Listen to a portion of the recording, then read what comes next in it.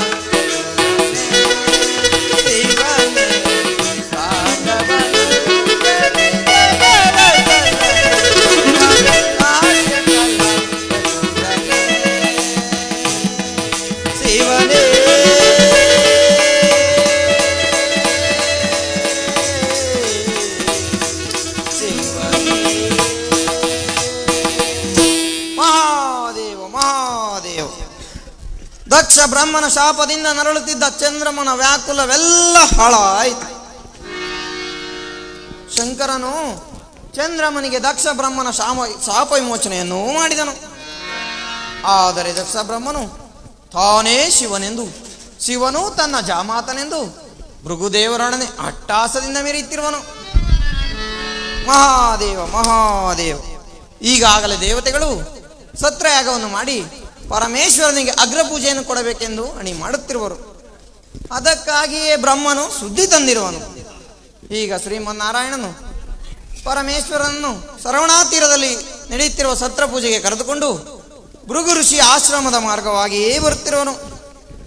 ಪಾದದಲ್ಲಿ ಕಣ್ಣುಳ್ಳ ಭೃಗುದೇವನಾದರೂ ದಕ್ಷನ ಅಹಂಕಾರಕ್ಕಿಂತ 1000 ಪಾಲು ಹೆಚ್ಚಾಗಿ ನಾನಾಗೂ 3 ಕಣ್ಣುಗಳಿಗೆ ಎಂದು ಮೆರೆಯುತ್ತಿರುವನು. ಮಹಾದೇವ ಮಹಾದೇವ, ಇದರಿಂದ ಮುಂದೇನಾಗುವುದೋ ಅದನ್ನು ತಿಳಿದುಕೊಂಡು ಮುಂದಿನ ಕಾರ್ಯದಲ್ಲಿ ವರ್ತಿಸುವೆನು. ಮಹಾದೇವ ಮಹಾದೇವ.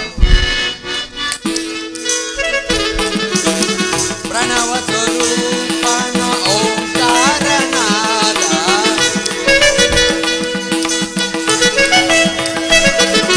ಪ್ರಣವ ಸ್ವರೂಪನ ಓಂಕಾರನಾದ, ಸಪ್ತ ಸ್ವರಗಳಿಂದ ಕೂಡಿದನಾದ,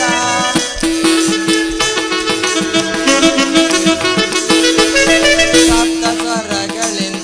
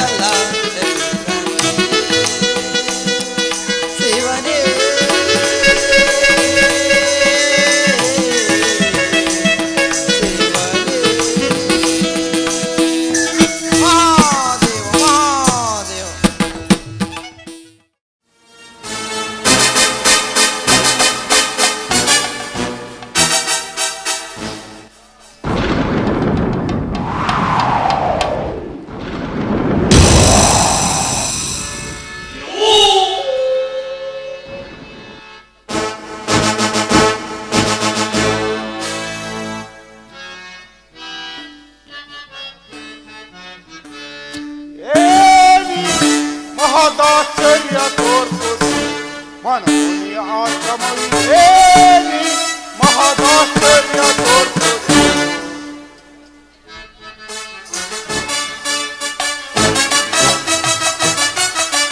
ಬಣ್ಣನೆ ಬೀಸುವ ತಂಗಾಳಿಯು ಉಷ್ಣೋಕೋರದಿ ಬೀಸುತ್ತಲಿಹುದು.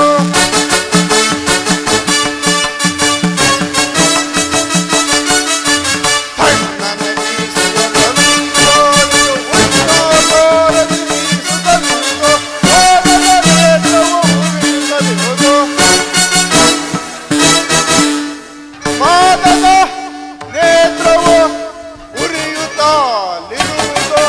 ಪಾದದ ನೇತ್ರವು ಉರಿಯುತ್ತಲಿರುವುದು.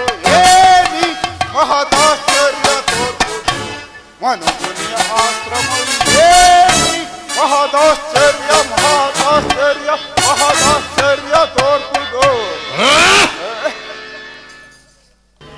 ಈ ಕಮಂಡಲದಲ್ಲಿ ಪರಿಶೋಭಿಸುತ್ತಿರುವ ಗಂಗಾಜಲದಂತೆ ತಂಪಾಗಿ ಬೀಸುತ್ತಿದ್ದ ಮಂದಮಾರುತನು ಇಂದಿನ ದಿವಸ ಉಷ್ಣಾಕಾರನಾಗಿ ಬೀಸುತ್ತಿರುವನಲ್ಲ.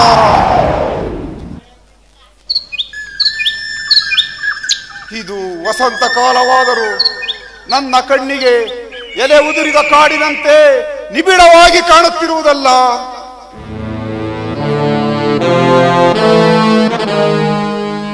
ಅದು ಗಂಧರ್ವ ಪದಿಯಾದ ವಸುಂಧರನು ಇತ್ತಲೇ ಬರುತ್ತಿರುವನು.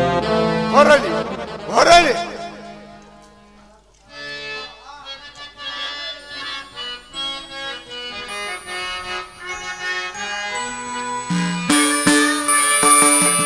ವನವ ನೋಡೆ ಮನಗೆ ಮೋದ ಮುನಿಗುಲಾದಿ ಸೋಮನೆ.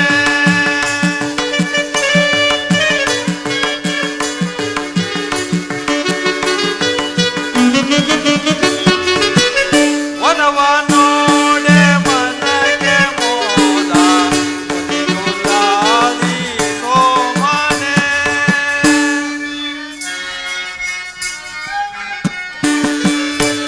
ಜನ ಕೃಪಾದಯಾಳು ನನ್ನಿಗೆ ವಿನಯದಿ ತಮ ಪಾದಯುಗಲೇ. ವನವ ನೋಡೆ ಮನಗೆ ಮೋದ ಮುನಿಗುಲಾದಿ ಸೋಮನೆ.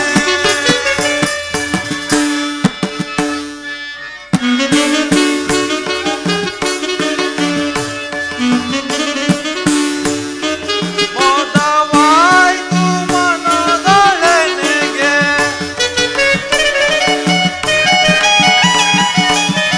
ಮೋದವಾಯ್ತು ಮನದೊಳನೆಗೆ ಈ ಧರೆಯಳು ಧನ್ಯನಾದೆ. ವನವ ನೋಡೆ ಮನಗೆ ಮೋದ ಮುನಿಗುಲಾದಿ ಸೋಮನೆ. ಭೃಗುದೇವರಿಗೆ ನಮಸ್ಕರಿಸುವೆನು.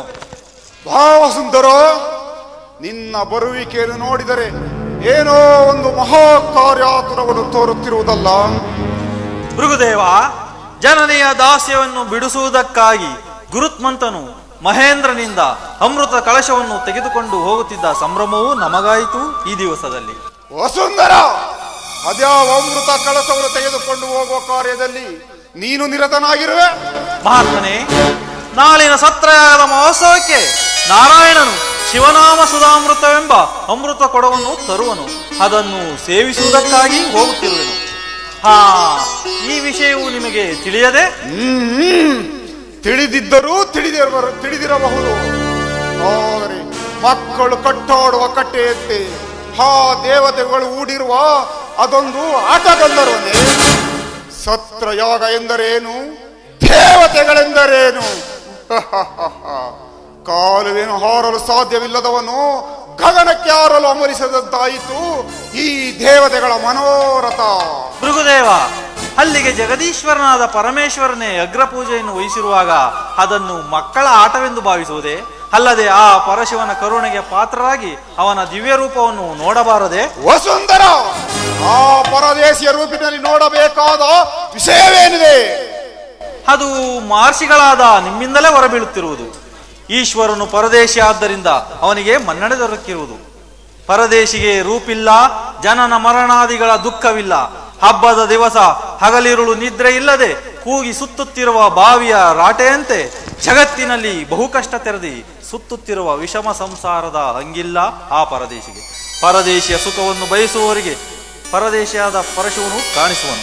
ವಸುಂಧರ, ಸಾಕು ನಿಲ್ಲಿಸು. ಇರುವೆಯ ಕಣ್ಣಿಗೆ ಸಾಸುವೆ ಕೊಡನಾದಂತೆ ಗೋಸ್ಕೋದದ ತಿಲಾಂಜಲವು ಪಿಪಿಲಕದ ಕಣ್ಣಿನ ನೋಟಕ್ಕೆ ಮಹಾ ಸಮುದ್ರವಾದಂತೆ ಯಾಕಶ್ಚಿತ್ ಆ ಪರಶಿವನೋರ್ವ ನಿನಗೆ ಮಹತ್ವನು, ನನಗಲ್ಲ. ಹಾಗೆನ್ನಬಾರದು ಗುರುದೇವ. ರಸದಲ್ಲಿ ಇಕ್ಷು, ವಿಷದಲ್ಲಿ ಹಾಲಾಹಲವೆಂಬ ಹೆಸರಾಂತ ಪರಶಿವನನ್ನು ನಿರಾಕರಿಸಬಾರದು. ಕಾಲಾತೀತವಾಯಿತು, ನಾನಿನ್ನೂ ಹೊರಡುವೆನು. ಸತ್ರಯಾಗ ಎಂದರೇನು? ದೇವತೆಗಳೆಂದರೇನು? ಸತ್ರಯಾಗ ಎಂದರೇನು? ದೇವತೆಗಳೆಂದರೇನು? ಸತ್ರಯಾಗ ಎಂದರೇನು? ದೇವತೆಗಳೆಂದರೇನು? ಕಾಮಕ್ಕೆ ಕಣ್ಣೆರಡು ಸಾಲದೆಂದು ಒಂದು ಹೆಣ್ಣನ್ನು ನೋಡುವುದಕ್ಕೆ ಹಲವಾರು ಕಣ್ಣುಗಳನ್ನು, 4 ತಲೆಗಳನ್ನು ಧರಿಸಿರುವನೋ ವೈದಿಕನಾದ ಬ್ರಹ್ಮ.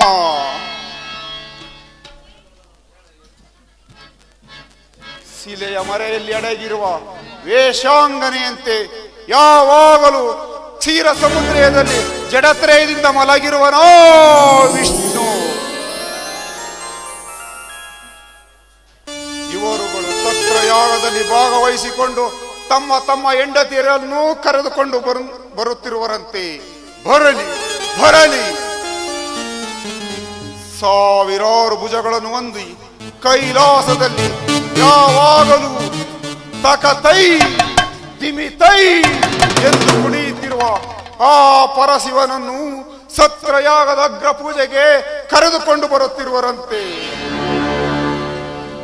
ಆದರೆ ಆ ಪರಶಿವನಿಗೆ ಹಣೆಯಲ್ಲಿ ಕಣ್ಣುಂಟು, ನನಗೆ ಪಾದದಲ್ಲಿ ಕಣ್ಣುಂಟು. ಆದ್ದರಿಂದ ಆ ಪರಶಿವನು ನನಗೆ ಸರಿ ಸಮಾನ. ಅದರಲ್ಲಿಯೂ ಹೆಚ್ಚಿನ ಅಧಿಕಾರ ನನಗೇ ಉಂಟು. ಇನ್ನು ವಿಷ್ಣುವನ್ನು ವಿವೇಕಿಸಿ ನೋಡುವುದಾದರೆ ಅವನು ನನಗೆ 2ನೇ ಮೂರ್ತಿಯಾಗಿರುವನು. ಇನ್ನು ಬ್ರಹ್ಮನಾದರೂ ಓರ್ವ ಸಾಮಾನ್ಯ ವೇಷಧಾರಿಯಾದ ಪುರೋಹಿತ. ಪುರೋಹಿತ ದಕ್ಷ ಬ್ರಹ್ಮ ಮೊದಲಾದವರು ನನಗೆ ಶಿಷ್ಯರು. ದಕ್ಷನೇನಾದರೂ ಅಲ್ಲಿಗೆ ಹೋಗುವುದಾದರೆ ನನಗೂ ಹೋಗುವ ಸಮಯ ಉಂಟು.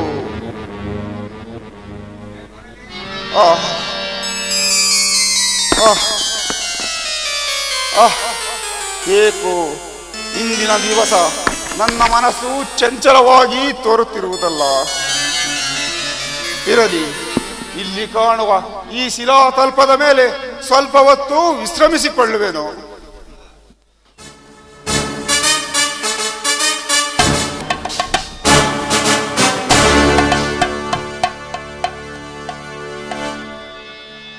ಪರಮೇಶ್ವರ, ಜನಾರ್ದನ,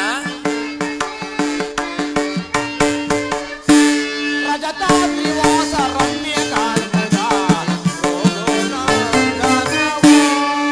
ಅಗ್ರ ಪೂಜಾ ಅರನೇ ಬಾರೆ, ಅಗ್ರ ಪೂಜಾ ಅರನೇ ಬಾರೆ, ಪ್ರಜತಾದ್ರಿವಾಸ ರಮ್ಯ ಕಾಲ್ಪದ ಭೃಗು ಮೌನಿ ನೇತ್ರ ರಮ್ಯ ಕಾಂಬುದ ಯೋಗಿ ಚರಣದಲ್ಲಿ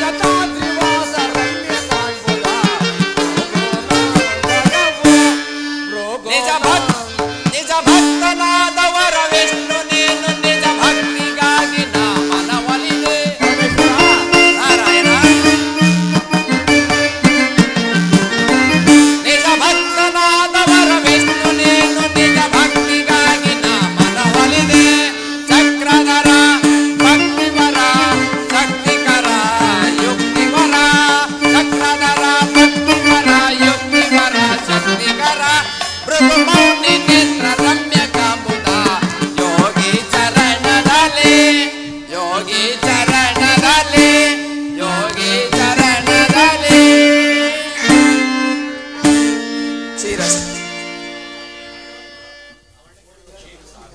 ಕ್ಷೀರಸಾಗರನೇ ಪರಮಾತ್ಮ, ಅಲ್ಲಿ ನೋಡು,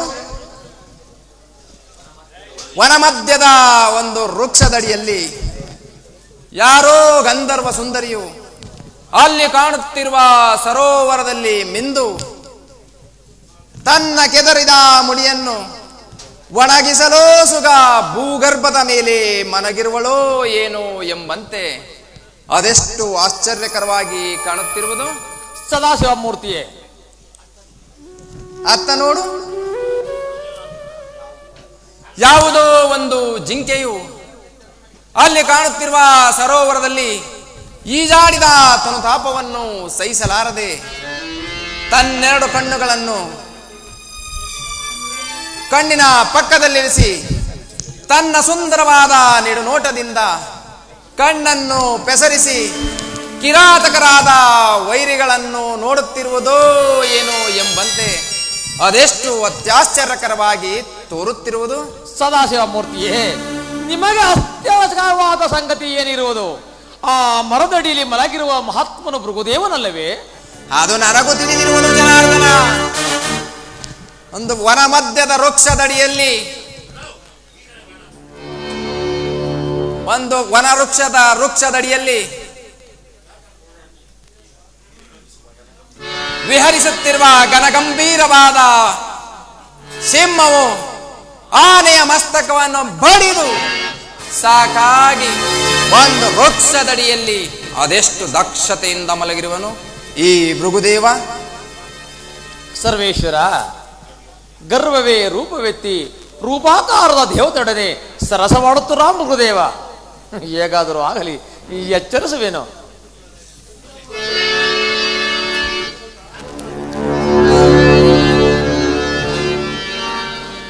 ಎಚ್ಚರವಾಯಿತೆ ಮೃಗುದೇವ?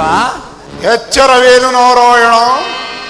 ಈ ಭೃಗು ಋಷಿಯು ತನ್ನ ಆತ್ಮಜ್ಞಾನದಲ್ಲಿ ಯಾವಾಗಲೂ ಎಚ್ಚರವಾಗಿಯೇ ಇರುವನು. ಅವನ್ಯಾರು? ಆ ಶಿಲಾತಲ್ಪದ ಮೇಲೆ ಕುಳಿತಿರುವ ಶಿವಯೋಗಿ, ಅವರೇ ಪರಮಾತ್ಮನಾದ ಪರಶಿವನು. ಸರ್ಪಸೇನ, ಪರಮಾತ್ಮನ್ಯಾರು, ಪರಶಿವನ್ಯಾರು? ನೀವೀರ್ವರು ಇನ್ನೂ ಚಿಕ್ಕವರು, ನಿಮಗ್ಯಾವುದು ತಿಳಿಯದು. ಅದಿರಲಿ, ಬಹು ಸಂಭ್ರಮದಿಂದ ಎಲ್ಲಿಗೋ ಹೋಗುತ್ತಾ ಬಂದು ಇಲ್ಲಿ ಕುಳಿತಿರುವಿರೆ? ದೇವಗಂಧರ್ವರು ಜಗತ್ತಿನ ಕಲ್ಯಾಣಕ್ಕಾಗಿ ಶಿವಸತ್ರಯಾಗವನ್ನು ಮಾಡಲು ಸೇರುತ್ತಿರುವರು. ಅಲ್ಲಿಗೆ ಸಾಂಬಶಿವ ಮೂರ್ತಿಯನ್ನು ಕರೆದುಕೊಂಡು ಹೋಗುತ್ತಿರುವೆನು.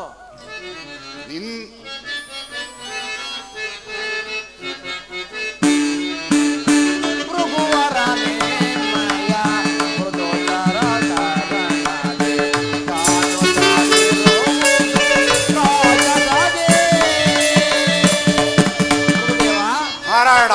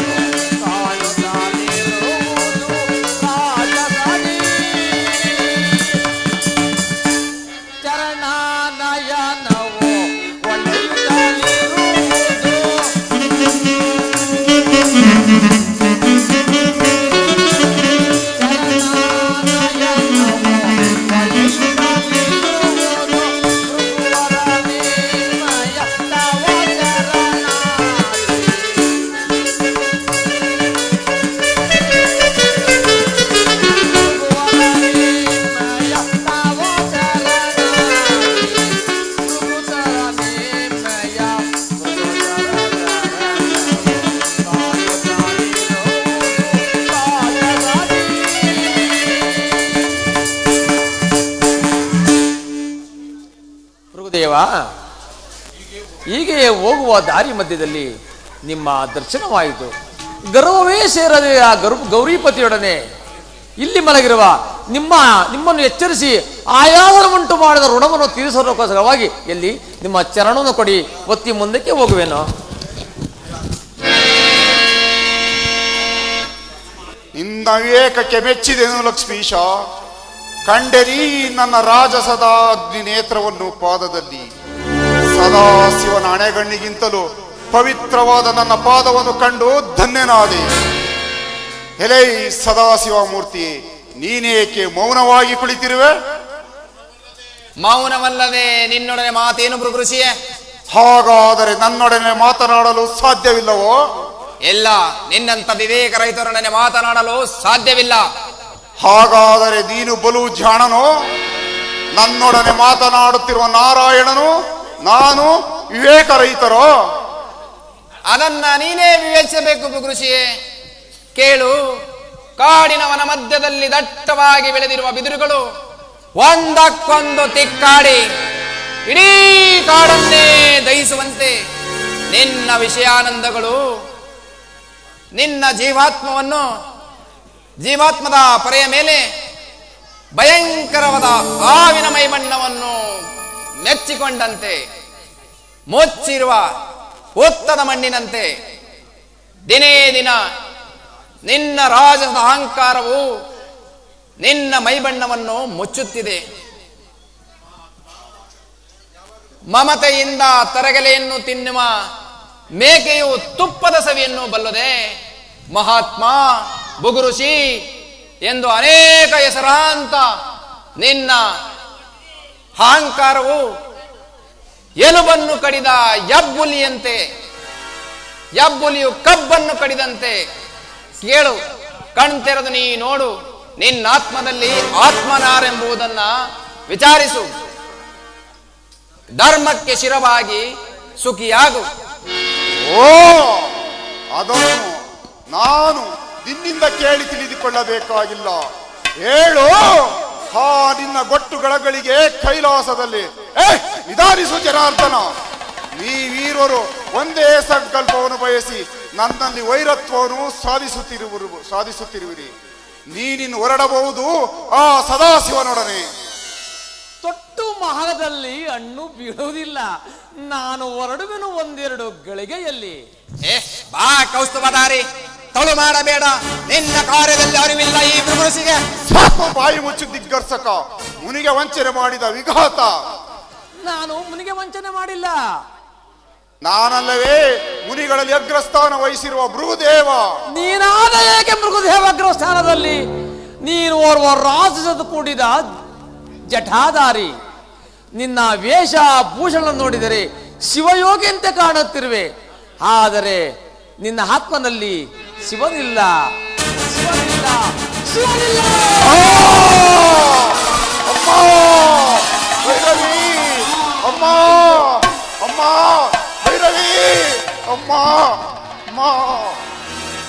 ಕುಂದಣದ ಎರಕದಂತೆ ಎರಕವಾಗಿದ್ದ ನನ್ನ ಪಾದಾಂಗುಲಿಯ ನೇತ್ರವನ್ನು ಏಕೆ ಕಿತ್ತೆಸೆದೆ?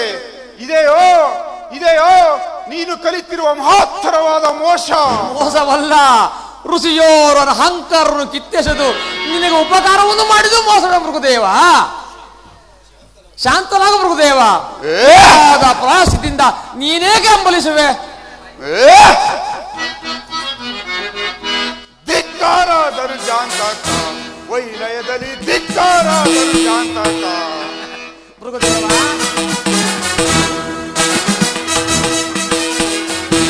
ಧಿಕ್ಕಾರ ದರುಜಾಂತಾಕ ವೈಲಯದಲ್ಲಿ ಧಿಕ್ಕಾರ ದರುಜಾಂತಾಕ.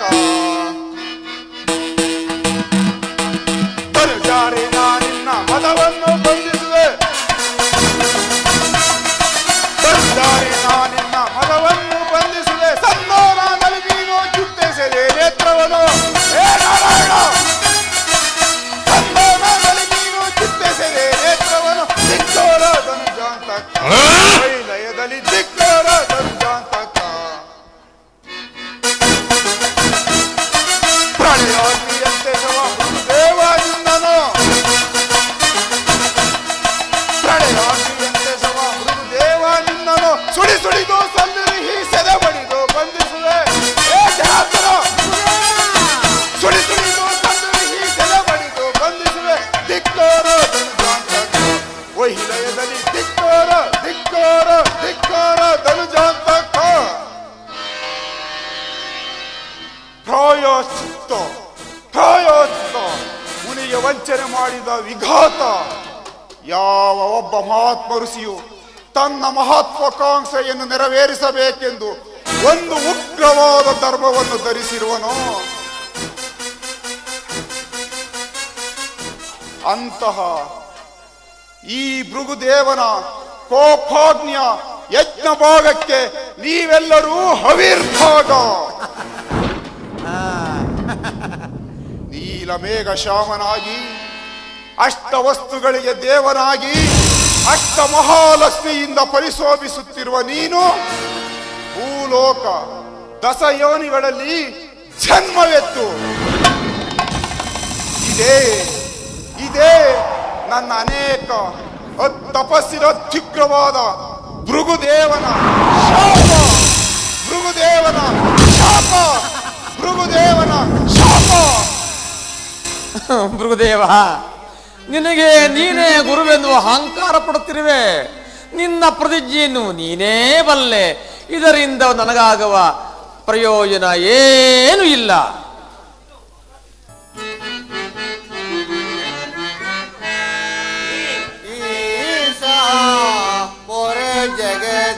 ಜಗದೀಶ್ವರನೇ ಮಹೇಶ ಜಗದೀಶ್ವರನೇ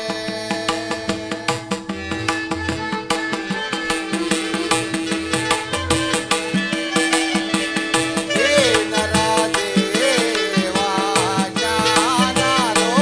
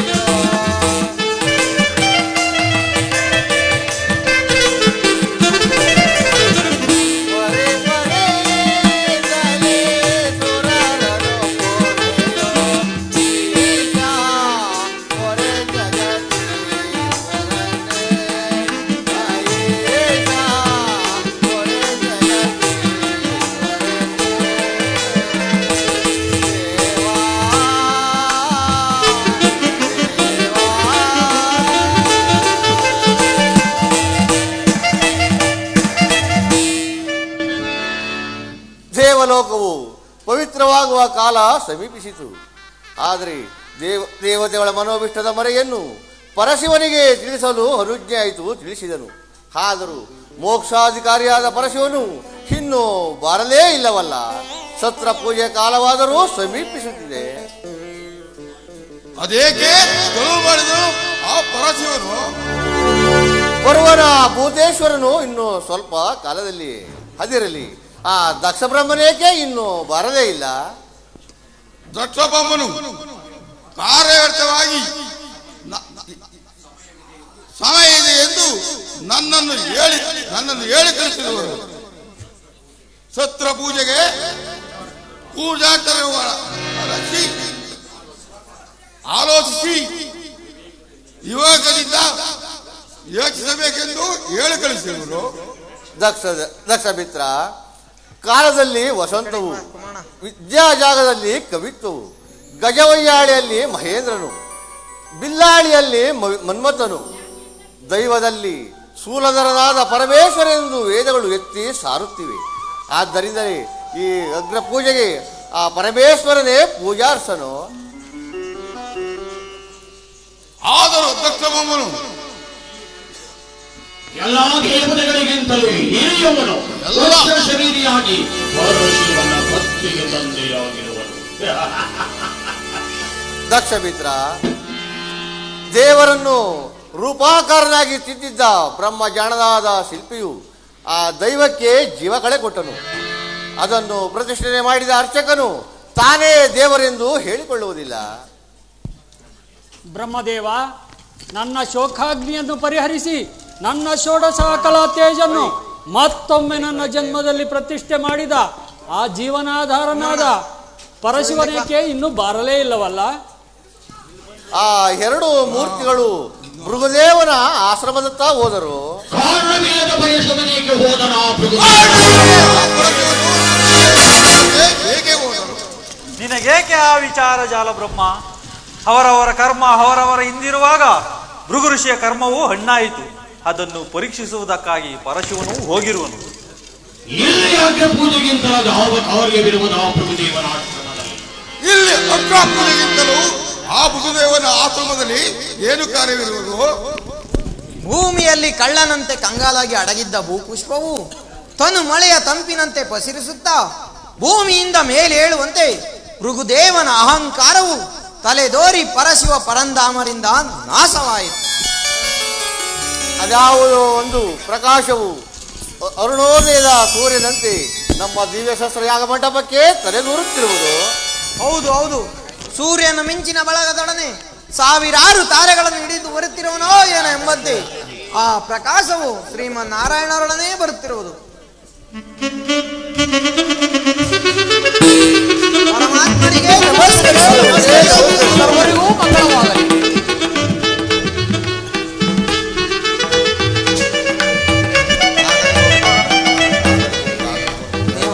ನಿಮ್ಮೆಲ್ಲರಿಗೂ ಮಂಗಳವಾಗಲಿ. ಚಂದ್ರಮ, ಸುಖಿಯಾಗಿರುವೆಯಾ? ಪರಮೇಶ್ವರನ ಕರುಣವು ಪ್ರಪಂಚದ ಜೀವಿಗಳ ಮೇಲೆ ಬೀಳುವಾಗ ಸುಖದ ಮೇಲಣ ಕಣಗಳು ತಾವಾಗಿಯೇ ಹೆಚ್ಚುವವು.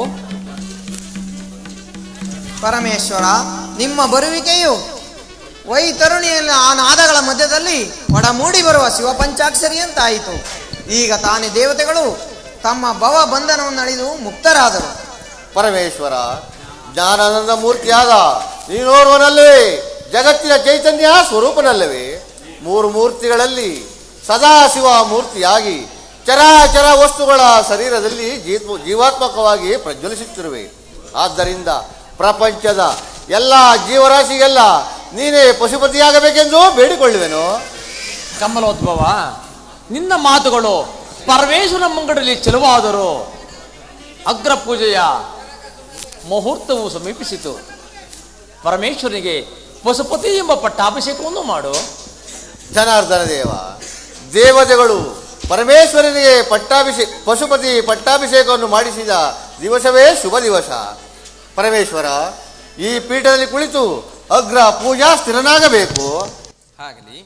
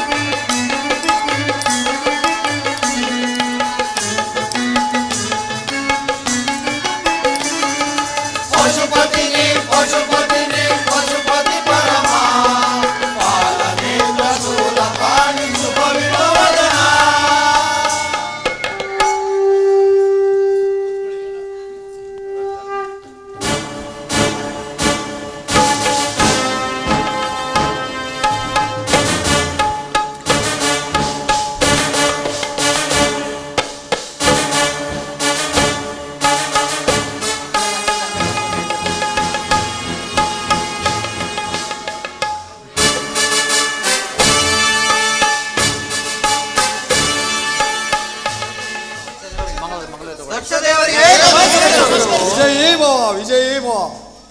ದಕ್ಷದೇವ, ಈ ಪ್ರಸಾದವನ್ನು ಸ್ವೀಕರಿಸು. ಸ್ತಬ್ಧನಾದ ಚತುರ್ಮುಖ, ಕಿರಿಯರಿಂದ ಹಿರಿಯರಿಗೆ ಮನ್ನಣೆ. ವಿವೇಕಿಸು ದಕ್ಷ ಬ್ರಹ್ಮ. ಕಿರಿಯದಾದ ಒಂದು ಒಟ್ಟು ಬೀಜವು ವಿಶಾಲವಾದ ಮರವನ್ನೇ ಹೊಂದುತ್ತದೆ, ಆದರೆ ವೃಕ್ಷವನ್ನು ಒಳಗೊಂಡ ದ್ವಿಜಕ್ಕೆ ಕುಂದಿಲ್ಲ. ಜಾಲ ಬ್ರಹ್ಮ, ನಾನು ಬರುತ್ತೇನೆಂದು ನಿನ್ನೊಡನೆ ಮೊದಲೇ ಹೇಳಿ ಕಳಿಸಿರಲಿಲ್ಲವೇ?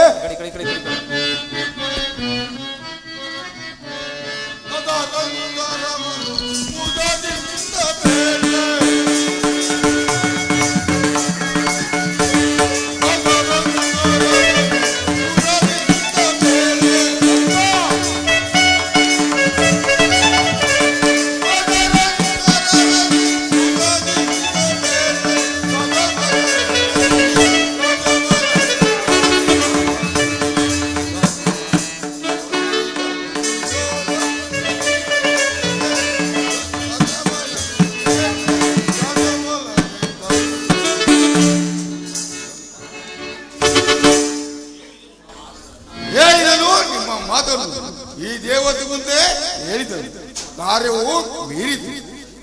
ಏನು ದೇವತೆಗಳ ಸಮ್ಮೇಳನದಲ್ಲಿ ಈ ದಕ್ಷ ಬ್ರಹ್ಮನ ಮಾತು ಉಲ್ಲಂಘನೆ? ಸಂಶಯವೇನು? ಸಂಶಯಕ್ಕೆ ಕಾರಣವಿಲ್ಲ. ಸದಾಶಿವ ಮೂರ್ತಿಯ ಮುಂದೆ ಯಾರ ಪೌರುಷವೂ ನಡೆಯದು. ಸದಾಶಿವ ಮೂರ್ತಿಯು ಸರ್ವಲೋಕಕ್ಕೆ ಕ್ಷೇಮವನ್ನೇ ಹಾರೈಸುವನು. ಏನು ಶಾಂತನಾಗು ದಕ್ಷ ಬ್ರಹ್ಮ. ಶಾಂತಿಯೇ ನೆಲೆಸಿರುವ ಶಾಂತ ಮೂರ್ತಿಯ ಮುಂಗಡೆಯಲ್ಲಿ ನಿನ್ನ ದಿಟ್ಟತನವೇ. ಪರಮೇಶ್ವೇ, ನೆರೆದ ಸುರ ಗಂಧರ್ವ ಗುಂಪಿನಲ್ಲಿ ನೀನೊಬ್ಬ ಹಿರಿಯವನೆಂದು ಸುಮ್ಮನಿದ್ದೆ. ಸಾಕು, ಬಾಯನ್ನು ಮುಚ್ಚು. ಮುಂದುವರಿಯಬೇಡ ದಕ್ಷ ಬ್ರಹ್ಮ. ಮುಂದುವರಿದರೆ ಮಹೇಶನ ಭಯವಿಲ್ಲ. ನಾನು ಮಹೇಶನ ಭಯಕ್ಕಾಗಿ ಮಾತನಾಡಲಿಲ್ಲ, ನಿನ್ನ ಹಿತಕ್ಕಾಗಿ ಮಾತನಾಡಿದೆನು. ನಾನು ಅದನ್ನು ಬಲ್ಲೆ. ಆ ಶಿವ, ಈ ಶಿವ, ಸದಾಶಿವನೆಂದು ಹೊಗಳುತ್ತಿರುವನ ಕೊಟ್ಟುಕೊರುವನನ್ನು ಈ ಬ್ರಹ್ಮನತ್ತ ಕೊಟ್ಟು ವೈದಿಕರು ಅವನೆಲ್ಲಿ ಆ ಸಾಂಬ ಶಿವ? ಅಲ್ಲಿ ನೋಡು ದಕ್ಷ ಬ್ರಹ್ಮ, ಅಕ್ಷಮಾಲಾಧಾರನು ಭಕ್ಷಿತಾಂಗ ಭೂಷಿತನಾದ ಆ ಪರಮೇಶ್ವರನು ಅದೆಷ್ಟು ದಕ್ಷತೆಯಿಂದ ಕುಳಿತಿರುವನು. ದಕ್ಷ ಬ್ರಹ್ಮನ ಜಾಮಾತನಂತೆ ಜಾಮಾತ. ದಕ್ಷ ಬ್ರಹ್ಮನ ಜಾಮಾತ ನೆರೆದ ದೇವತೆಗಳ ಸಮ್ಮೇಳನದಲ್ಲಿ ಎಲ್ಲರೂ ಎದ್ದು ನಮಸ್ಕರಿಸುವಾಗ ಅವನೇಕೆ ನಮಸ್ಕರಿಸದೆ ಸ್ತಬ್ಧನಾಗಿ ಕುಳಿತಿರುವನು? ದಕ್ಷ ಬ್ರಹ್ಮ ಅದೊಂದು ಹಳ್ಳಿಯ ಮಾವಂದಿರ ಮೌನಾಭಿಮಾನ. ಕುಸಿದೇವ, ಬಾಯಲ್ಲಿ ಮೌನವಾಗಿದ್ದರೆ ಕೈಯಲ್ಲಕ್ಕೆ ನಮಸ್ಕರಿಸಬಾರದಿತ್ತು. ಅವನೇನು ಸದಾಶಿವನೋ? ಅಲ್ಲ, ಅವನೋರ್ವ ಸುರವೇಷವನ್ನು ಧರಿಸಿರುವ ಮೂಗುಮಾರಿ. ಮಾರಿ ಎಂದನೆ ಬೇಡ ಮಹಾದೇವನನ್ನ. ಮಾರಿಯಂತೆ ಮುರಿದು ಮರೆದೇಳುವ ಮನಸ್ಸನ್ನು ಮನಿಸಿ ಮುಕ್ತಿ ಮಾರ್ಗಕ್ಕೆ ದಾರಿ ತೋರಿಸುವನು ಈ ಪರಶಿವನು. ಅಂತೆಯೇ ಪರಮೇಶ್ವರನ ಮುಂಗಡೆಯಲ್ಲಿ ಯಾರ ಪೌರುಷವೂ ನಡೆಯದು. ಶಾಪಕದಲ್ಲಿಡು ಹೀಗಾದ ಪರಿಭವವನ್ನು ನಿನ್ನ ಮುಂಗಡೆಯಲ್ಲೇ ಮಾಧವನಿಗೆ ಕಲ್ಪಿಸುವನು.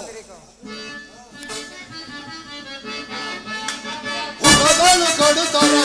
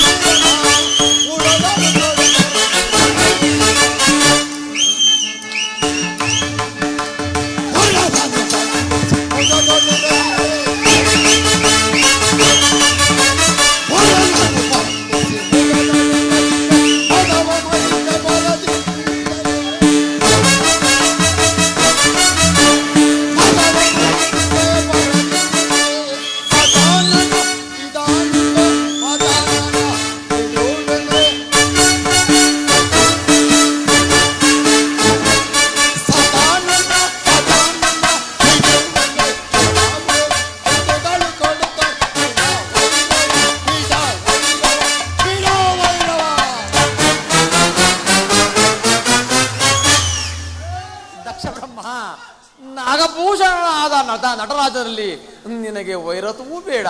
ಕ್ಷೀರಸೇನ ನಾಗಭೂಷಣನೆಂದು ನಟನಾದ ಹೊಗಳುವ ನಾಟ್ಯ ರಾಣಿ, ಇದಲ್ಲ ನಿನ್ನ ಕ್ಷೀರಾಭಿಯ ರಂಗಭೂಮಿ. ಭೃಗುದೇವ, ದೇವತೆಗಳ ಮಾತನ್ನು ಕೇಳಿದೆಯಾ? ದಕ್ಷ ಬ್ರಹ್ಮ ಸದಾಶಿವನು ನಾಗಾಭರಣ ಶೃಂಗಾರನಲ್ಲವೇ?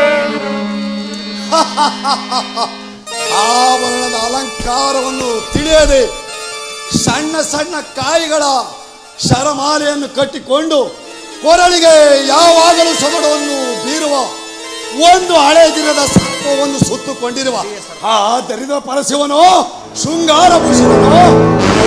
ಪುಷ್ಪಭೂಷಿತನಾದ ಭವದೂರನನ್ನು ನಿರಾಕರಿಸಬೇಡ ದಕ್ಷ. ನಿನ್ನ ಭವಬಂಧ ಪಾಶವನ್ನು ಬಿಡಿಸಲು ಬಂದಿರುವ ಪಾವನ ಮೂರ್ತಿಯಲ್ಲಿ ವ್ಯರ್ಥಲಾಪನೆಯನ್ನು ಮಾಡಬೇಡ ದಕ್ಷ. ಸಂಬಳವಿಲ್ಲದೆ ಹೊಗಳುವ ಬಟ್ಟ ನೀನಾದೆ ಈ ಸಾಂಬ ಶಿವನಿಗೆ. ಉಡುವುದಕ್ಕೆ ಬಟ್ಟೆ ಇಲ್ಲದೆ ಮಾರುದ್ದ ಕೌಪಿನವನ್ನು ಕಟ್ಟಿಕೊಂಡು ಶರೀರಕ್ಕೆ ಎಣದ ಬೂದಿಯನ್ನು ಬಳಿದುಕೊಂಡು ಕೈಯಲ್ಲಿ ಒಂದು ಕಬ್ಬಿಣದ ಸಲಾಕೆಯನ್ನು ಹಿಡಿದುಕೊಂಡು ಬೀದಿ ಬೀದಿಯಲ್ಲಿ ಅಲೆದಾಡುವ ಈ ಭಿಕ್ಷುಕನಿಗೆ ಭಸ್ಮಭೂಷಿತನೋ? ದಕ್ಷಧೀರ ಕನಕ ಮಂದಿರನೆಂದು, ಭಕ್ತಾಧೀನನೆಂದು, ಸರ್ವೇಶ್ವರನೆಂದು ಪರಶಿವನಿಗೆ ನಿನ್ನ ಮಗಳಾದ ಸತಿಯನ್ನು ಕೊಟ್ಟು ವಿವಾಹ ಮಾಡಿದ ಆ ವೈಭವದ ಮಾತನ್ನು ಮರೆತೆಯ? ಮರೆತೆಯ? ಓ, ಅದೊಂದು ಗತಿಸಿ ಹೋದ ವೈಭವದ ಮಾತಾಗಿರುವುದು. ನಾನು ಕೊಟ್ಟೆ ಮಗಳನ್ನು ಓರ್ವ ಮಸಾಣವಾಸಿದೆ. ಹಸುಬೆಯನ್ನು ಸಂತೆಗೆ ಹೊತ್ತು ತಂದು ಮಾರುವ ಒಂದು ಮುದಿಯಟ್ಟನ್ನು ವಾಹನವಾಗಿ ಮಾಡಿಕೊಂಡಿರುವ ಈ ಪಂಡ ಪರಶಿವನಿಗೆ ಮರುಳಾಗದೆ ಮಗಳನ್ನು ವಿವಾಹ ಮಾಡಿ ಅಂಕೆ ಸಂಖ್ಯೆ ಇಲ್ಲದ ಈ ರುದ್ರನಿಗೆ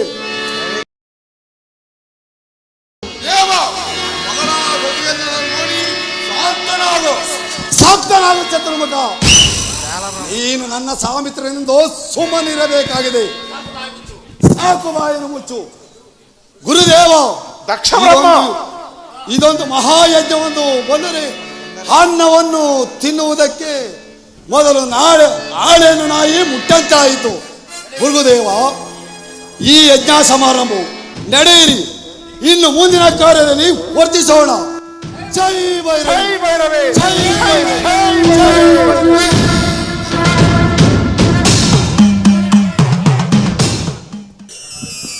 ಸದಾಶಿವಮೂರ್ತಿ, ಮನ ಬಂದಂತೆ ಮಾತನಾಡಿದ ಈ ದಕ್ಷನ ಮಾತಿಗೆ ಮನ ನೋಯಬಾರದು. ಸದಾಶಿವಮೂರ್ತಿಯೇ, ಸದಾ ರಾಜರಾಗಿ ಮೆರೆಯುತ್ತಿರುವ ದಕ್ಷ ಬ್ರಹ್ಮನ ಮಾತುಗಳನ್ನು, ಕಠಿಣವಾದ ಮಾತುಗಳನ್ನು ಮನ್ನಿಸಿ ದೇವತೆಗಳಿಗೆ ಅಭಯ ಪ್ರದಾನ ಮಾಡಬೇಕು ಪರಮಾತ್ಮ. ಮದಮುಖರ ಮಾತಿಗೆ ಮರುಗಲೇಕೆ ಜನಾರ್ದನ? ಮುಂದಿನ ಕಾಲಗತಿಯಲ್ಲಿ ಅವರಿಗೆ ಕಷ್ಟ ಉಂಟಾಗುವುದು. ದೇವತೆಗಳಾದ ನಿಮಗೆ ಅಭಯವನ್ನಿತ್ತಿರುವೆನು. ನೀವಿನ್ನು ಸುಖವಾಗಿ ಬಾಳಿ. ಶಿವೋ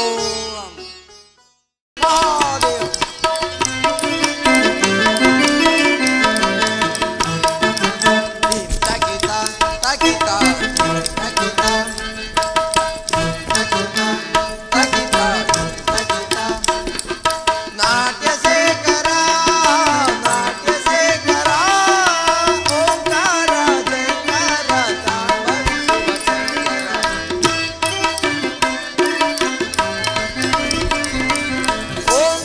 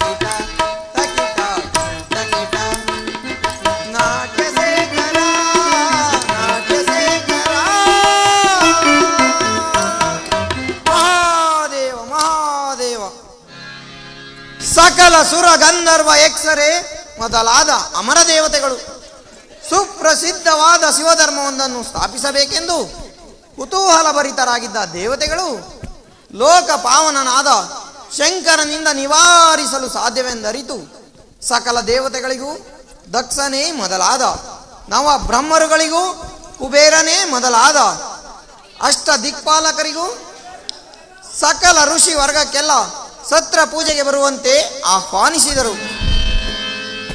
ಅಲ್ಲಿ ಸತ್ರ ಪೂಜೆಯ ಪೂಜಾರ್ಹನು ಪಾವನ ಮೂರ್ತಿಯಾದ ಪರಮೇಶ್ವರನೇ ಆದಿದೇವನೆಂದರಿತು ಶಂಕರನನ್ನೇ ಅಗ್ರಪೂಜಾ ದೇವನನ್ನಾಗಿ ಮಾಡಿ ಪಶುಪತಿ ಎಂಬ ನಾಮಾಂಕಿತವನಿತ್ತು ದೇವಸತ್ರವೆಂಬ ಸರದಿಯಲ್ಲಿ ಈಸಾಡಿದರು.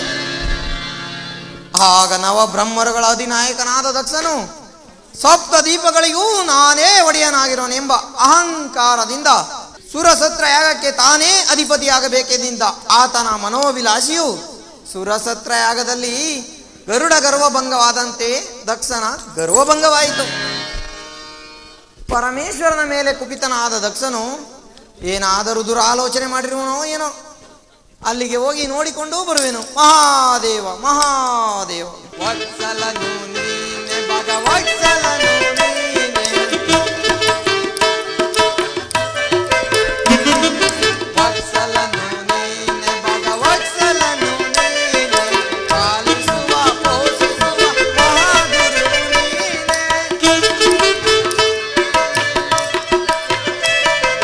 ಪಾಲಿಸುವ ಪೋಷಿಸುವ ಮಹಾಗುರು ಬಯಕೆ ತರುವ ಭಾಗ್ಯ ಕೊಡುವ ಕಾಮಧೇನು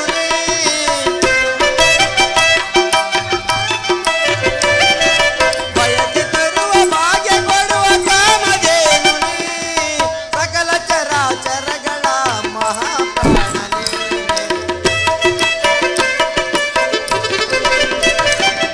ಸಕಲ ಚರಾಚರಗಳ ಮಹಾಪ್ರಾಣನೇ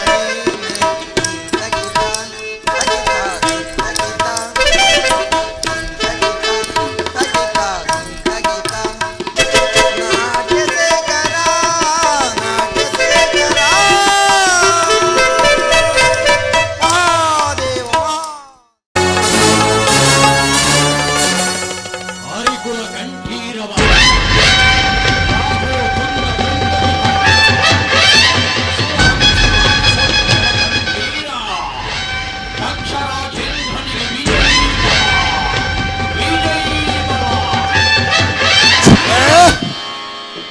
ನವಶಕ್ತಿಗಳ ಮೂಲತೆಯ ಭವ್ಯ ಭವನದ ವಜ್ರ ಭಂಡಾರದಂತೆ ಬ್ರಹ್ಮಾಂಡವನ್ನೇ ಸೃಷ್ಟಿಸಿದ ಈ ದುರಧೀರನಿಗೆ ಸುರಸತ್ರದಲ್ಲಿ ಪ್ರಪಂಚನ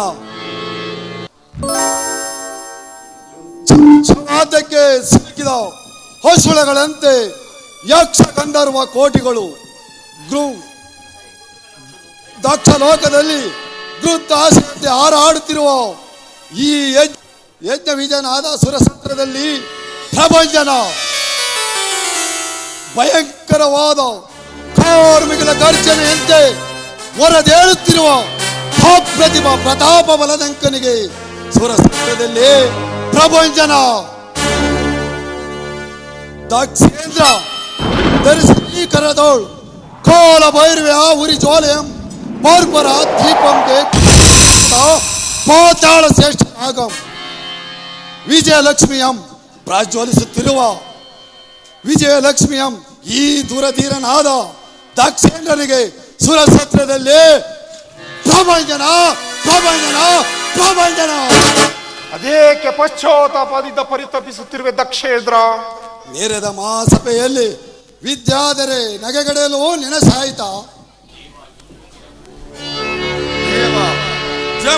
ಜಮ್ಮುಕದ ಕೂಗು ಗಗಗನಕ್ಕೆ ಕೇಳಿದರೆ ನಮಗೇನಾಗಬೇಕು? ಆ ದೇವತೆಗಳಿಂದ ನಮಗೇನಾಗಬೇಕು? ಆಗಬೇಕಾದ ಕಾರ್ಯವನ್ನು ಆಗ ಮಾಡಿದ್ದೀನಿ ಭೃಗುದೇವ. ಹಿಂತಿರುಗಿ ನೋಡಿ, ಪ್ರತಿಯೊಂದು ಹೆಜ್ಜೆಗೂ ಅಪಮಾನವಾಯಿತು. ಶಾಂತರಾಗು ರಾಜೇಂದ್ರ. ಅಪಮಾನವು ಒಂದು ಕಾಲದಲ್ಲಿ ಅಪಘಾತವಾಗುವುದು. ಅಪಘಾತ ಅಪಘಾತ ತಾವಾಜ್ಞೆಯಂತೆ ದಗದಗಿಸುತ್ತಿರುವ ಜಠರಾಗಿಯನ್ನು ನಂದಿಸಲು ಸ್ಥಳವಿಲ್ಲ ಈ ಬ್ರಹ್ಮಾಂಡದಲ್ಲಿ. ರಕ್ತನ ದಕ್ಷನ ಪರಿಭವದ ರಕ್ತಧಾರೆಯಿಂದ ಪ್ರಜ್ವಲಿಸುತ್ತಿರುವ ಈ ಕರಕಡ್ಗವನ್ನು ಸಪ್ತಾವಧಿಯಲ್ಲಿ ಅಜ್ಜಲೇ ಜಲನಿಧಿ ಸೋಳಿತವಾಗಿ ಪರಿಣಯಿಸುತ್ತಿರುವುದು. ಆ ಚಿಂತೆ ಭೃಗುದೇವನಲ್ಲಿ ಮೀಸಲಾಗಿರುವುದು. ಅಂದಿನ ಪರಿಭವದಲ್ಲಿ ಹಿಂತಿರುಗಿ ನೋಡೇ ಚಕಿತನಾಗಿದ್ದೀನಿ ಈ ಭೃಗುದೇವ. ಆತ್ಮಹತ್ಯೆಯಲ್ಲಿ ಹತ್ಯಪಮಾನದಲ್ಲಿ ತೇಲಾಡುತ್ತಿದ್ದ ದಕ್ಷ ವೀರರಸವು ನಿಸ್ಸಾರವಾಯಿತು. ನಿಸ್ಸಾರ ಎಂದೆಂದಿಗೂ ಬ್ರಹ್ಮ ಯಜ್ಞ ಬಂಧಿತನಾದ ಈ ಭೃಗುದೇವನು ಚಕಿತನಲ್ಲ. ಅಂದಿನ ದಿನವೇಕೆ ಶಾಂತಿ ಸಮ್ಮೇಳನವಲ್ಲ, ಶಿಲೆಯ ಮರೆಯಲ್ಲಿ ಅಡಗಿರುವ ಅಗ್ನಿಯಂತೆ ಮರೆಯಾಗಿದ್ದ ಕೋಪಾಗ್ನಿಯು ದಕ್ಷ ಯಜ್ಞದಲ್ಲಿ ಮೆಚ್ಚಿನ ನಾಲಿಗೆಯಂತೆ ಮಿನುಗುವುದು. ಆ ದಕ್ಷ ಯಜ್ಞವನ್ನು ಮಾಡುವರ್ಯಾರು? ಮತ್ಯಾರಿಂದ ಸಾಧ್ಯ? ಭಯಂಕರನಾದ ಮೃಗು ದಕ್ಷ ಸಿಡಿಲಿನ ಶರಣಾಗತಿಯನ್ನು ಹೊಂದಿದ ಭೂಧರನಂತೆ ವಿಭಾಗವಾದ ಮನದಲ್ಲಿ ದಕ್ಷ ಯಜ್ಞವನ್ನು ಪ್ರತಿಷ್ಠೆ ಮಾಡುವೆನು. ಅದು ನಿಮ್ಮಿಂದ ಸಾಧ್ಯವೇ? ಅಸಾಧ್ಯವಾದ ಕಾರ್ಯವನ್ನಿಲ್ಲ ಎನಗೆ. ಒಂದೆರಡು ದಿವಸದಲ್ಲಿ ದಕ್ಷ ಮಾರಣ ಮಹಾಯಜ್ಞವನ್ನು ಹೂಡುವೆನು. ಪರಶಿವನ ರಕ್ತರಸದಿಂದ ಸಮ್ಮಿಳಿತವಾದ ಸಮ್ಮಿತ್ತುಗಳೇ ಅದಕ್ಕೆ ಹವಿರ್ಭಾಗ.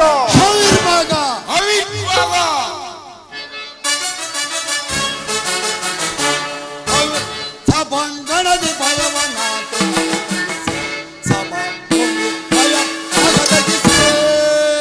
ಭೃಗುದೇವ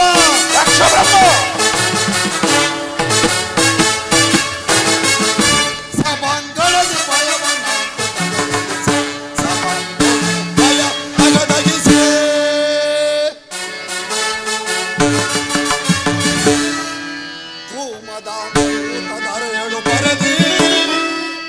ಭೃಗುದೇವ ದಕ್ಷ ಬ್ರಹ್ಮ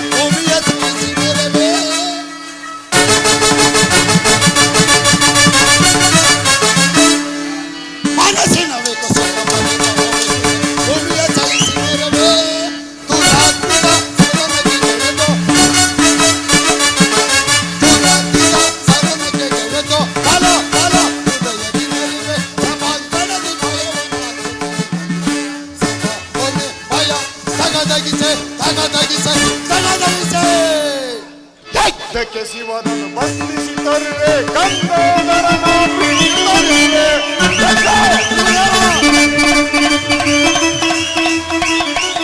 ಯಜ್ಞಕ್ಕೆ ಶಿವನನ್ನು ಬಂಧಿಸಿ ತರುವೆ, ಗಂಗಾಧರನ ಬಿಡಿಸಿ ತರುವೆ. ಸೂಲಪಾಣಿಯಾರುಂಡವ ತರಿದು ಸೂಲಪಾಣಿಯಾರುಂಡವ ತರಿದು ಜಟಾಜುಟಾಗ್ರದಲ್ಲಿ ಮೆರೆಯುತ್ತಲಿರುವೆ. ಸಭಾಂಗಣದಿ ಭಯವನಾಥ ತಗದಗಿಸೆ, ಸಮ ಭೂಮಿ ಭಯ ತಗದಗಿಸೆ, ತಗದಗಿಸೆ, ತಗದಗಿಸೆ.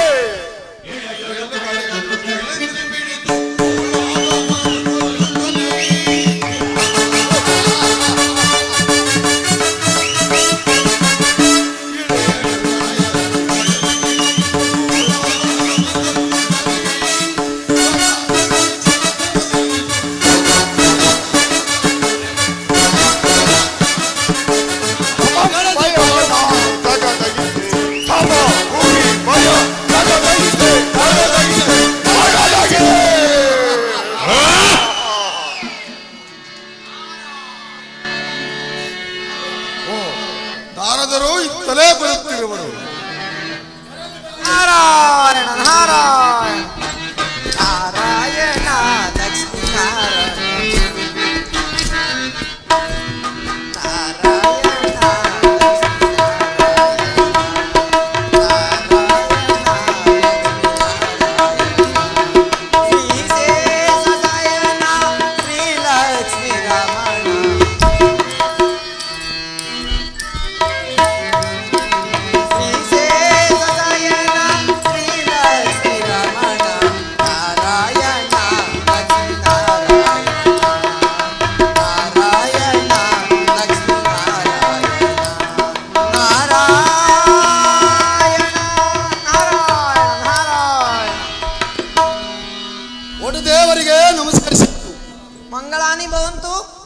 ಬ್ರಹ್ಮ. ಭೃಗು ಮರೀಚಿಕ ಬ್ರಹ್ಮರುಗಳಿಂದ ಕೂಡಿದ ನಿನ್ನ ಭಾಗ್ಯವೇ ಭಾಗ್ಯ. ಇಲ್ಲ ಇಲ್ಲ, ನಾನು ಓರ್ವ ಹತಭಾಗ್ಯ. ಅದೇಕೆ ಅದೇಕೆ ಹೀಗೆ ಹೇಳುವೆ ದಕ್ಷ? ಸತ್ರ ಯಾಗವನ್ನು ಪ್ರವೇಶಿಸಿದ ಮೇಲೆ ಮತ್ತೇನು? ಮತ್ತೆ ಈ ಭೃಗುದೇವನಿರುವಲ್ಲಿ ನಿನ್ನ ವೈಭವಕ್ಕೆ ದುರ್ಭೇದವೇ? ದುರ್ಭೇದ ದುರ್ಭೇದ. ನಾಳೆ ಬೈಗೊಂದಿನೋಳು ಹೂಡುವೆ ದಕ್ಷ ಮಾರಣ ಮಹಾಯಜ್ಞವನ್ನು. ಬಹಳ ಸಂತೋಷ. ಹೂಡಲೇಬೇಕು ದಕ್ಷನಿಗಾಗಿ ಮಾರಣ ಮಹಾಯಜ್ಞವನ್ನು. ಹೂಡುವವರು ನೀನಲ್ಲದೆ ಮತ್ಯಾರು ಭೃಗುದೇವ? ಹೌದು ನಾರದ ಬ್ರಹ್ಮ, ನೀನೋರ್ವ ನವ ಬ್ರಹ್ಮರುಗಳಲ್ಲಿ ಅಧಿನಾಯಕ. ನಮಗಾದ ಅಪಮಾನವು ನಿನಗೂ ಅಲ್ಲವೇ? ಅದಕ್ಕಾಗಿಯೇ ಬಂದಿರುವೆನು. ನಾನಲ್ಲದೆ ಮತ್ಯಾರು ನಿಮಗೆ ತೈಸಿಗಳು? ಸಂಚಾರಿ, ದಕ್ಷ ಮಾರಣ ಮಹಾಯಜ್ಞವನ್ನು ದೇವಲೋಕದಲ್ಲಿ 2, ಪರಶಿವನ ಪರಮಾವಧಿಯನ್ನು ನೋಡಿ ಯಕ್ಷ ಗಂಧರ್ವರು ಸಂತೋಷ ಪಡಲಿ. ಏನು ಪರಶಿವನ ಪರಮಾವಧಿಯೋ ನಿಶ್ಚಯವೇ?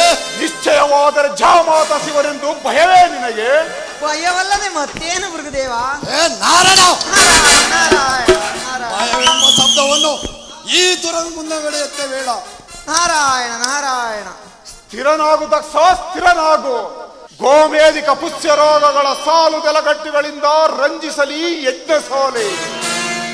ಮುತ್ತು ರತ್ನ ವಜ್ರ ವೈಡೂರ್ಯಗಳಿಂದ ರಂಜಿಸಲಿ ಯೋಜನ ಅಲಂಕಾರಗಳಿಂದ ಯಜ್ಞ ಸೋಲೆ. ಶೂಲಪಾಣಿಯ ರುಂಡವ ತರಿದು ತೋರಿಸಲಿಗೆ ಯಾಗ ಮಂಟಪದಲ್ಲಿ. ಇದೇ ಇದೇ ಈ ಭೃಗುದೇವನು ದಕ್ಷರಿಗಾಗಿ ಧರಿಸಲ್ಪಡುವ ಪ್ರಧಾನವಾದ ಭಯ, ಪ್ರಧಾನವಾದ ಭಯ. ಭೃಗು ದಕ್ಷರುಗಳ ಅಂತ್ಯಕ್ಕೆ ಸರಿಯಾದ ಅಭಯ ಪ್ರಧಾನ. ಅಭಯವಿಂದು ಶಿವ ಸಮಾಧಿಯ ಮರಣ ಭೂಮಿ.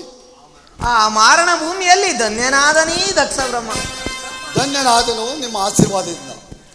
ಭೃಗುದೇವ, ದಕ್ಷ ಬ್ರಹ್ಮ ದೀಕ್ಷಾಬದ್ಧನಾದ ದಕ್ಷನಿಗೆ ಕಲ್ಯಾಣವನ್ನು ಮಾಡು. ಜೈ ಭೈರವಿ, ಜೈ ಜೈ ಭೈರವಿ. ಭೃಗು ಆಜ್ಞೆಯಂತೆ ನಾನೀಗಲೇ ದಕ್ಷಯಜ್ಞವನ್ನು ಹೂಡುವೆನು. ಜೈ ಭೈರವಿ, ಜೈ ಭೈರವಿ, ಜೈ ಭೈರವಿ. ಕೃತವಾ ನಾ ನಡೆಸಿ ನೋಡುವೆನು ಧಾರೆಯ ದಗದಗಿಸಿ ಮೇಲೆ ಕೃತವಾ.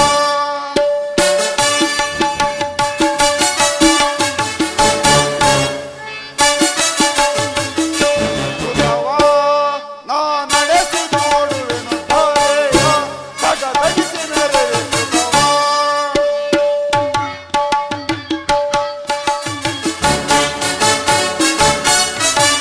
ಜಗದಾರನ ಜಗದ್ಭಯಗಣ ವಿಹಾರ ವಿನೋದ ವಿಡಂಬನ.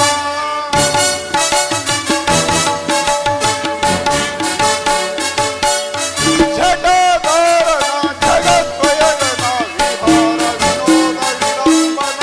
ಜಟ ಮರಣ ಜಯ ವಿಧಾತ ಮೃಗುವರ. ಜಟ ಮರಣ ಜಯ ವಿಧಾತ ಮೃಗುವರ. ಮನಸ್ಸಾಂತಿಕರ ಸಹಸ್ರಾರು ಕೃತವಾ ನಾ ನಡೆಸಿ ನೋಡುವೆನು ಧಾರೆಯ ದಗದಗಿಸಿ ಮೆರೆವೆ ಕೃತವಾ.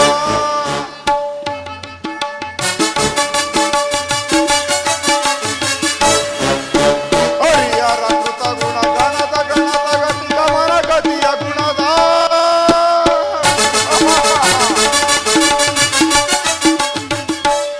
ಹರಿಯರ ಕೃತ ಗುಣ ಗಣದ ಗಣದ ಗತಿ ಗಮನ ಗತಿಯ ಗುಣದ. ಧರಣಿಯಾಗವಿದು ದುರಂತವಿದು, ಧರಣಿಯಾಗವಿದು ದುರಂತವಿದು. ಸುರ ವಿಜಯರ ಕೃತವ ದಗಸುವೆನು ಕೃತವಾ ನಾ ನಡೆಸಿ ನೋಡುವೆನು ಧಾರೆಯ ದಗದಗಿಸಿ ಮೇರೆವೆ ಕೃತವಾ. ದಗದಗಿಸಿ ಮೇರೆವೆ ಕೃತವಾ. ದಗದಗಿಸಿ ಮೇರೆವೆ ಕೃತವಾ.